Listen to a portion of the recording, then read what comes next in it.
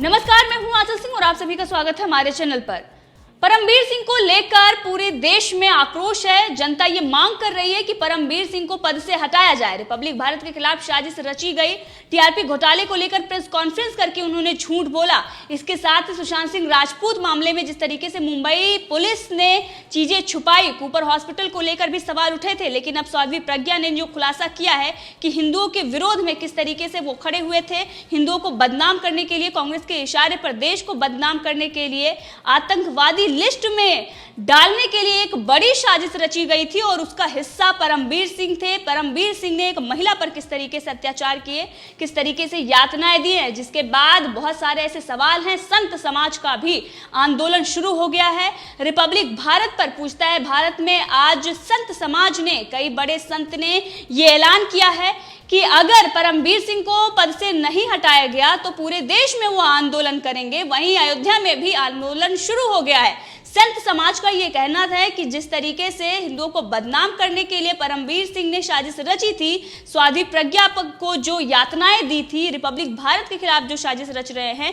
उनको पद पर आसीन रहने का कोई हक नहीं है। उनको तुरंत इस्तीफा देना होगा। इसी के साथ संत समाज ही नहीं बल्कि करनी सेना भी इस पर परमबीर सिंह का इस्तीफा मांग रही है। करनी सेना की महिला विंग की अध्यक्ष कृति राठौर ने ये आवाज उठाई है। उन्होंने कहा है कि जो महिला के साथ अत्याचार करते हैं उन्हें पुलिस कमिश्नर के पद पर रहने का कोई अधिकार नहीं है। इसी के साथ चक्रपाणी महाराज ने भी ये मांग की है कि उनको पद से हटाया जाए। अगर पद से हटाया नहीं गया तो पूरे देश में आंदोलन होगा। इसी के साथ कई बड़े अहम सवाल जो पूछता है भारत में पूछे गए। अर्णब गोस्वामी ने सोनिया सेना, एंटोनियो माइनो का भी जिक्र किया। उन्होंने बताया किस तरीके से कांग्रेस के इशारे पर यह साजिश रची गई थी। उन्होंने बताया कि किस तरीके से इस पूरे मामले में चिदंबरम और बाकी कांग्रेस के नेता शामिल थे।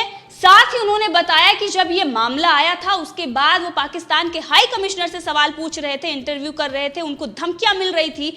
4-5 आईएसआई के जो लोग थे उनको धमकी दे रहे थे, इंटरव्यू रोकने के लिए उनसे कह रहे थे, लेकिन उन्होंने इंटरव्यू नहीं रोका। आंख में आंख डालकर वो सवाल पूछते रहे। अर्णब गोस्वामी ने यह दिखाया कि किस तरीके से यह पाकिस्तान की साजिश थी, लेकिन हिंदुओं को बदनाम करने के लिए साध्वी प्रज्ञा और कर्नल पुरोहित को फंसाया गया था और बाकायदा एक स्क्रिप्ट रची गई थी। आज जो पैनलिस्ट यहाँ पर बैठे हुए हैं वो भी उन्हीं का समर्थन कर रहे हैं। उन्होंने कहा कि एंटोनियो माइनो ने स्क्रिप्ट दी है और वही ये पढ़ रहे हैं और ये किताब आपको जनता को दिखानी चाहिए कि एंटोनियो माइनो ने आपको दी है और आप पढ़ रहे हैं।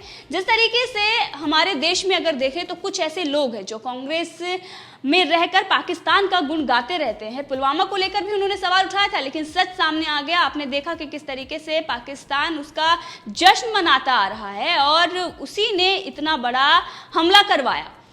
बहुत सारे आतंकी हमले हुए हैं, 26/11 हो या फिर मालेगांव में हो, बहुत सारे ऐसे हमले भारत में हुए हैं। कांग्रेस के राज में हुए हैं, कांग्रेस के शासनकाल में हुए हैं। कांग्रेस नाकाम रही है क्योंकि साजिश में शामिल रही है।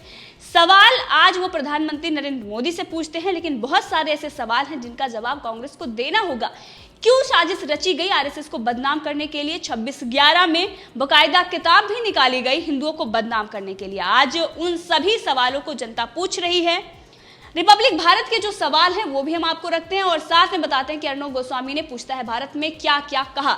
सबसे पहले शुरुआत करते हैं सवाल नंबर 1 से। एक साध्वी को यात्रा देने वाले परमबीर सिंह को क्यों बचा रही है उद्धव सरकार? जिसने एक साध्वी को आतंकी साबित करने का षड्यंत्र किया उसे पुलिस कमिश्नर जैसा जिम्मेदार पद क्यों दिया गया? कांग्रेस के शासनकाल में उनको पद दिया गया था और इस पर भी सवाल खड़े हुए थे। क्या कांग्रेस के इशारे पर ही परमबीर सिंह ने साध्वी प्रज्ञा को प्रताड़ित किया और यातना दी? सनातन विरोधी सोच, परमबीर की साजिश, साधु संतों पर जो अत्याचार हो रहा है, रिपब्लिक ने उसके खिलाफ आवाज उठाई है। ये लोग रिपब्लिक के खिलाफ षड्यंत्र रच रहे हैं। परमबीर सिंह को इस्तीफा दे देना चाहिए, उनके ऊपर कठोर कार्रवाई होनी चाहिए। संदीप वैद्य जो विश्व हिंदू सेवा संघ के अध्यक्ष हैं महाराष्ट्र के, और उन्होंने ये सवाल खड़ा किया और उन्होंने ये पूछा है कि आखिर क्यों नहीं परमबीर सिंह का इस्तीफा मांगा जा रहा है, क्यों नहीं सरकार परमबीर सिंह से इस्तीफा मांग रही है और वो क्यों नहीं पद से परमबीर सिंह को हटा रही है। इसी के साथ अर्णब गोस्वामी ने शुरुआत की और उन्होंने बताया कि रिपब्लिक भारत के साथ, अर्णब गोस्वामी के साथ आज पूरा देश खड़ा हुआ है। अगर सोशल मीडिया पर देखें तो लगातार ट्रेंड कर रहा है देश का हर वो नागरिक जो राष्ट्रभक्त है, जो ये चाहता है कि देश में शांति बनी रहे और इसके साथ ही लोगों को न्याय मिले, वो रिपब्लिक भारत और अर्णब गोस्वामी के साथ खड़ा हुआ है। सुशांत सिंह राजपूत मामले में, पालघर के मामले में न्याय की बात रिपब्लिक भारत ने की और आज अगर हम देखें तो रिपब्लिक भारत के खिलाफ साजिशें रची जा रही हैं। इसीलिए क्योंकि उसने न्याय की बात कही, क्योंकि उसने सच दिखाया, हाथरस में सच दिखाया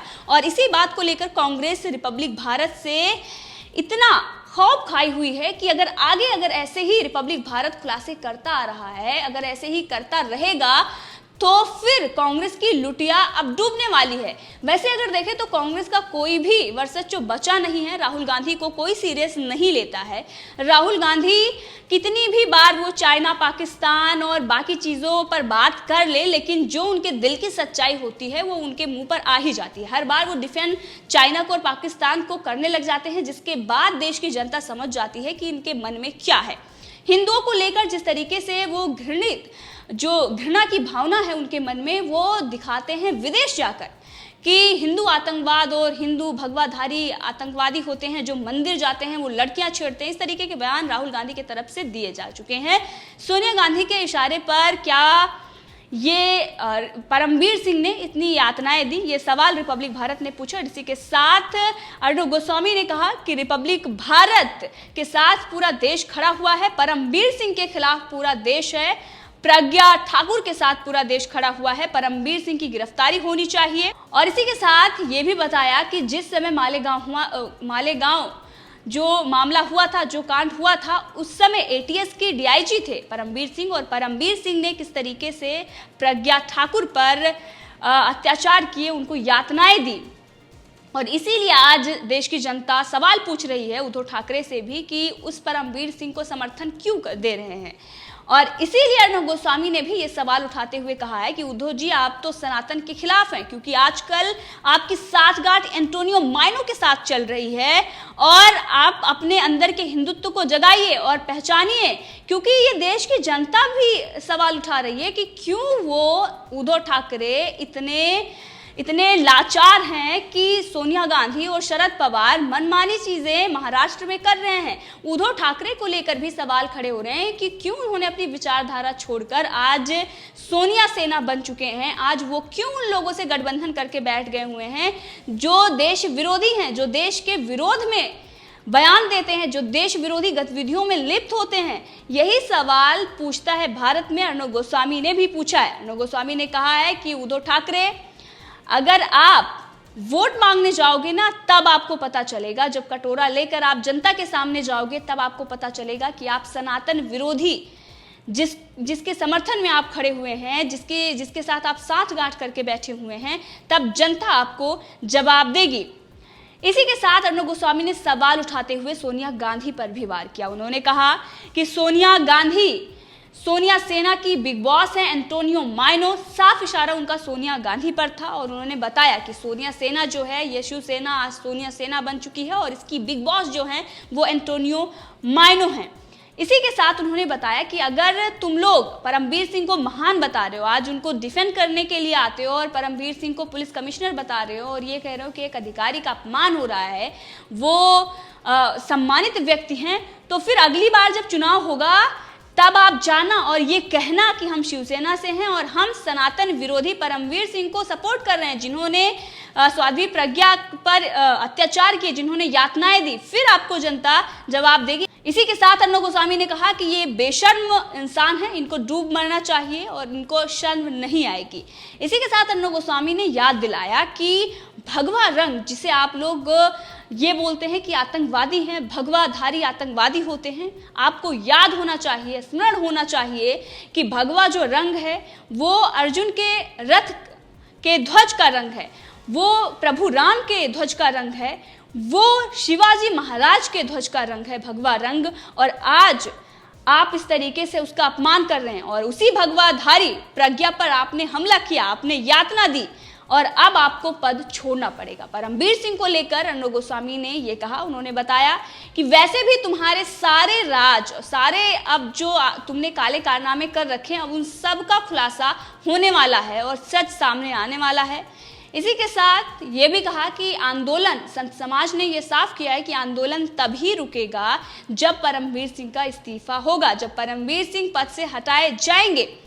इसी के साथ अर्णब गोस्वामी ने बताया कि बाला साहब ठाकरे जो साध्वी प्रज्ञा का सम्मान करते थे, जिन्होंने साध्वी प्रज्ञा के लिए आवाज उठाई थी, जो साध्वी प्रज्ञा के लिए लड़ रहे थे, आज उद्धव ठाकरे उन लोगों के साथ खड़े हुए हैं जो साध्वी प्रज्ञा को, जिन्होंने यातना दी, जिन्होंने साध्वी प्रज्ञा को पीटा, उनके साथ आज उद्धव सरकार खड़ी हुई है। आज उद्धव ठाकरे उनके साथ खड़े हुए हैं। बाला साहब ठाकरे की विरासत लेकर जो बैठे हुए हैं वो उन लोगों के साथ खड़े हुए हैं जिसके खिलाफ बाला साहब ठाकरे थे। बाला साहब ठाकरे कभी वो कांग्रेस के साथ समझौता नहीं कर सकते। उन्होंने साफ कहा था कि जो कांग्रेस के साथ समझौता करेगा उसको, उन्होंने बताया था अपने भाषा में कि किस तरीके से वो व्यक्ति होगा, उसको आज एक खास अहमियत दी जा रही है शिवसेना में। यहां तक कि ये जो सरकार चल रही है उन्हीं के इशारे पर चल रही है और इसीलिए अर्णब गोस्वामी ने अपने शो में ये पूछा है कि मुख्यमंत्री जी, आपके मुख्यमंत्री बनने से क्या फायदा हुआ? उद्धव ठाकरे जी, आपके मुख्यमंत्री बनने से कोई फायदा नहीं हुआ।